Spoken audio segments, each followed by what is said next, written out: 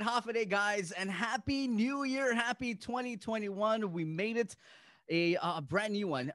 So looking forward to a lot of things. Looking forward to more awesome and amazing talks here on the One Micronesia Podcast. I have a whole lineup of people I want to get on, but I'll let you guys know as we cruise along this whole year. But I wanted to kick off 2021 and start it with an organization that's been doing such an awesome job, especially when it comes to the FAS communities here on Guam. So it's one of the organizations that I wanted to feature to kick off the year with, to check in with them pretty much and find out what's new, what's up, what's good. So with me today is the executive director of Manelu, Sam Taitano. Sam, thank you so much for jumping on. I know it's the beginning of the year, so I know everything is busy over there, but thank you so much for the time here on the podcast. Thank you. Yes, hello and happy new year. And thank you so much for having me on. Like you mentioned, new year, new things, exciting. So we're just kind of looking forward to all of the things that we have planned for this year. That's awesome. So, and you know what, let's get right into it. We talk about, new things. So what's happening? What's new there at Manila? What do you guys got planned for 2021? Okay, so for 2021, of course, we are looking forward to when we're able to kind of go back into the community. That's one of the things that we love being able to do. And so, it's just kind of going to be based on government regulations. But one of the exciting things that we do have upcoming is kind of the switch to a virtual platform for some of our programs. So we have our workforce development program. We've been doing so much work when the pandemic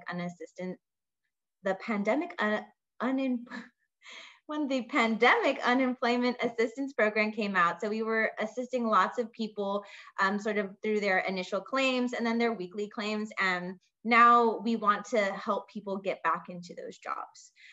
So our workforce development program, which we have had for a while, is moving online. And so on the last week of January, on Wednesday, January 27th, we will be having our first virtual workforce development program. This is going to be kind of covering going over resumes, preparing for interviews. I think that everyone can always use a little refresher on preparing for interviews, and then also kind of navigating applications. And so all of our workshops, of course, can be held in the different languages. So as you know, we have caseworkers who speak Chuukese, Pohnpeian, Yapese, and Kosrayan, and they are very knowledgeable. We've been kind of working with them for training, partnering with other organizations to learn sort of some of the soft skills that that they're seeing people are lacking in the workplace. And we're just really excited to help people get back out there and get jobs. So that's one of the exciting things that we're looking forward to. We're also going to be launching our Guam driving law familiarization class online as well, so that when they are doing driving tests, people will be prepared and ready to take those. Again, those are also all held in the different languages. So those are some of the really exciting things that we're looking at launching here towards the end of the month. And then kind of as we launch, we're also going to be considering, doing the in-person ones, and then also kind of doing it with small groups.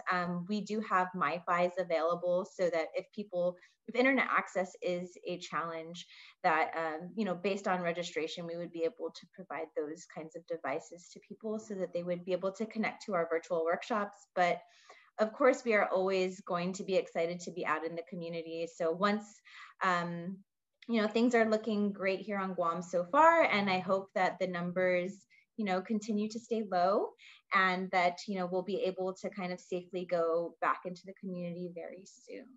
So that's kind of on the Micronesian Resource Center side. We're looking at those options of both virtual and in person. For the mentoring side and the very youth heavy side, we still have our nanny news.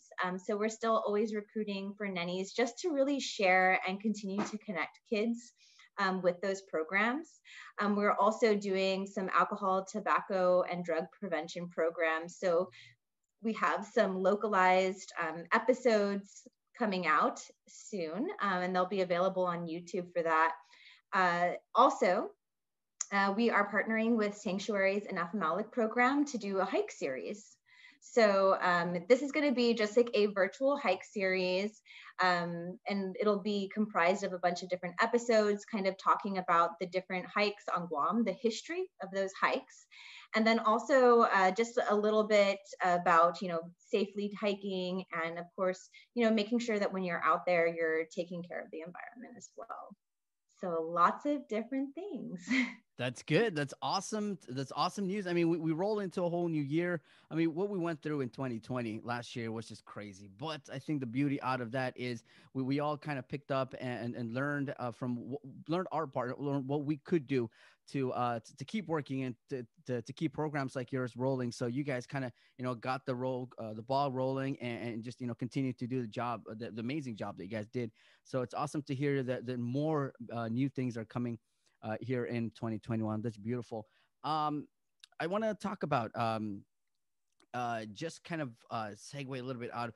We had on the link. I participated on the link the past couple weeks, but just recently we had DYA director on the link, and she was she went on and talked about the many programs that they have there, and then she also was mentioning that there was a population over there at DYA, and I wanted to just throw this one in and see what Manelu, if you guys have done partnerships or programs with DYA. Yes. So actually, before the pandemic, and then also sort of in the beginning of the pandemic, before a lot of the lockdowns started happening, we regularly do programs with the youth at DYA. So with it, it's always really great, and all of the workers love going there, just love being able to kind of work with the kids, because a lot of those kids need those positive role models. And so we've done lots of different activities with them, actually. So things from actually doing our workforce development program, teaching them about financial literacy, teaching them about soft skills. We always do the sports activities. The kids love the sports activities. We've actually done a garden with them. I hope the garden's doing okay, because we haven't been there in a while. But also, gosh, I can't believe I forgot, but our Art in the Ville, we've done our Art in the Ville program with the kids. And so that was kind of some of the amazing stuff that's going to also be happening this year. Probably within the next couple months, we'll be doing some sort of virtual art show, and then we will have a refresh of our art exhibit at GPO coming up as well, kind of showing the artwork that was produced before and during the pandemic. So we ran the photography program with their kids, and honestly, the photos that came out of that workshop were just so impactful, and I'm really excited to be able to share that. Also, we did our spoken word program with them, and again, it's always so refreshing to know that the youth can be so open sometimes and really communicates the sort of the different things that are going on in their lives, and they're willing to express that if you bring those programs to them. So yes, we work very closely with Lonnie, and we're hoping that once regulations allow us to, that we would be able to go back into the facility and to continue to do those programs with them. So yeah. That's awesome. And I think one of the beautiful thing about Manelu and Micronesian Resource Centers are, like you said, are your the awesome team that you have over there who pretty much come from different backgrounds in the FSM and the FAS countries, who can speak the language. And I think the director was saying something along the line of these kids at times they feel that they're alone and have nobody to talk to. So having folks, the team at the Micronesia Resource Center, who can kind of reach out in the different languages and try to kind of connect with them, I think is a big part in getting things rolling. Yeah, and really we have such a great team that are good role models and really great with the kids. A lot of them are also involved with sports and in their community with the churches as well. So they're all really positive role models that can talk to the kids, relate to them, play ball with them, and you get to a common ground, and it just kind of opens the kids up to other conversations. That's awesome. And how about GPD? Any words on when the programs will, get on the way, or what's new, or what's new with a partnership with GPD? Yes, so actually, I did talk to Sergeant Tapau recently. They are busy over there on that side, but they are looking forward to kind of reconnecting when we can and making sure that we get back into the community. He brought up some concerns that he had, and we're looking at kind of partnering with them, and then also the Thrive Coalition that WestCare has to really continue to promote these, anti-drug, anti-tobacco, and alcohol campaigns. Especially since you know idle hands, at the end of the day, idle hands. And so just making sure that we continue to put out positive messages, about kind of thinking about your future, especially when it comes to you, thinking about your future before you decide to kind of go down those roads.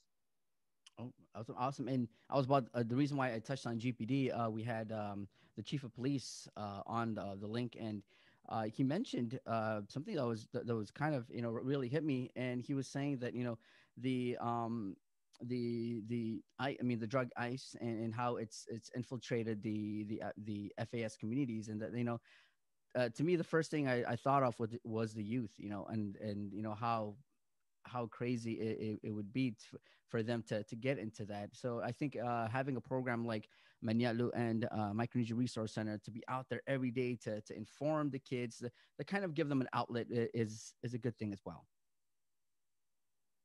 Yes, and that's why we're really looking forward to kind of getting back into the community. It's nice because we still are able to kind of touch base with the kids, touch base with the families, just for a short amount of time while we pass out donations and food commodities. We just wrapped up our holiday hygiene drive, so we're right now we're just sorting through everything and preparing the packets for all of the families. And with that, we always try to put in activities and also information. So I definitely know that that's one of the things that we want to start touching on with the kids is the fact that it has become more prevalent in the FAS community, and we want to be that kind of positive group, that positive organization out there, kind of giving alternatives, and showing kids that there are other options out there, and there are positive role models that you can talk to if you're feeling pressured by others. Amazing. And I think I wanted the next topic, I think, is a big topic right now, is vaccination. And I know we're getting ready. I believe we're still in the first couple of phases. Our Manamko and our frontline heroes are going through, I believe, their second shots, hopefully this week. So what have you guys talked about in regards to vaccination as we get ready for vaccination? So kind of like with everything that we've been doing in the community since the pandemic started, is we want to make sure that we're putting out accurate information about the vaccine, and making and encouraging people. We want to encourage people to be informed, and then to also to get the vaccine. So definitely, those are things that we will be kind of rolling out as it becomes more available for the general population. I know that there's been, when it first kind of came out, everyone's like, I don't know if I'm going to take it. But then as you see the vaccinations sort of happening, you see people are like, no, I should go and get vaccinated. And, you're seeing that a lot with the elderly, that it's an important thing to do to make sure that our community stays safe, your family stays safe, and that we're able to come back to where we're able to spend more time face to face with people. Exactly. I mean, And you talked about it, when the vaccine first came out, people were confused and were like on a 50-50 with the vaccination. And I think information is key here. And you guys have taken information to the next level where you've pretty much translated into all the languages so everybody on Guam could understand. So I think one of my questions to the doctors who've always called in to the station is, what if you're somebody who don't have a doctor? We always say, oh, check with your doctor, this and that. But what if, for some of the people out there in the community don't have doctors and would love to ask the question like, am I able to take this vaccination? Would I be allergic to it? Stuff like that. Have you guys gotten into contact with DPHSS or somebody to kind of get ready for that part when we hit vaccination for general population? We're also a big part of the Guam Homeless Coalition as well. And so we do have lots of partners there who are, actively part of the vaccinations team. So, we're going to kind of leverage those resources and make sure that we kind of get all of the appropriate information. And if it's not through those partners, we are always looking at other people. And, I'm glad that you're bringing this up because it's got lots of things going through my mind as well right now about how when they did the testing, they were able to go out to the community. So are they, once it is open to the general population, making sure that we advocate for those who do have transportation issues, that they're going to be able to find ways to get there, because I know that there are certain conditions that the vaccine needs to be kept in. So just kind of keeping that in mind, how are we going to make sure that everyone has access to the vaccine? Awesome. And I don't have those answers yet, but that's like I said, it's a whole new year.